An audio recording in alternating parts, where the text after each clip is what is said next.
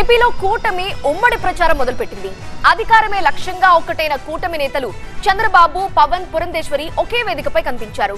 చిలకలూరిపేట సభలో ప్రధాని, బాబు, పవన్లు హైలైట్ అయితే నిడదవోలు సభలో మాత్రం చంద్రబాబుకు అటు పవన్, ఇటు పురంధేశ్వరి కనిపించి జోష్ పెంచారు.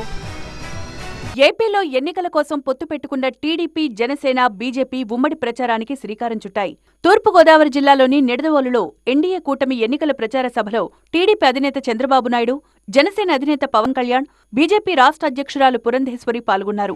ఎన్నో ఏళ్ల తర్వాత చంద్రబాబుకు ఇటు పక్కన పురంధేశ్వరి కనిపించారు.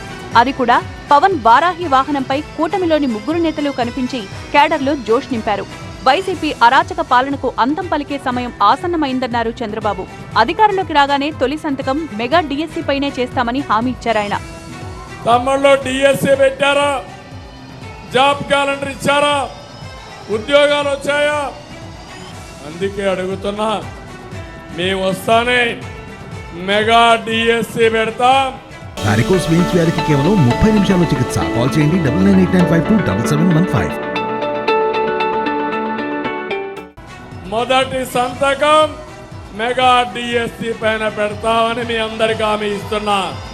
ఇదే కాదు, మీకు ఉద్యోగాలు ఇప్పించే బాధ్యత మాది. మరోవైపు సీట్ల పంపకాల్లో ఎక్కడ తగ్గామో మరోసారి క్లారిటీ ఇచ్చారు పవన్. ఏపీ భవిష్యత్తు బాగు కోసమే కఠిన నిర్ణయాలు తీసుకున్నామన్నారు. తగ్గాం మేము, చంద్రబాబు గారు తగ్గారు. ఒక బలమైన వ్యవస్థాపక బలం ఉండి కూడా ఆయన తగ్గారు. ముఖ్యంగా నేను ఇక్కడ తణుకు నియోజకవర్గం జనసేన అభ్యర్థిని ప్రకటించిన తర్వాత కూడా నేను తగ్గాల్సి వచ్చింది. ఎందుకు తగ్గాల్సి వచ్చింది అంటే, ఇన్ని స్థానాలు గెలవాలి, ఓటు చీలిపోకూడదు.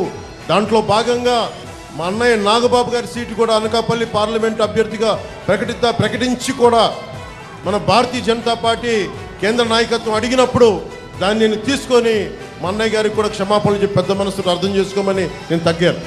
రాష్ట్ర అభివృద్ధి కోసం ఎన్డీఏ కూటమి అభ్యర్థులను గెలిపించాలని పిలుపునిచ్చారు ఏపీ బీజేపీ చీఫ్ పురంధేశ్వరి.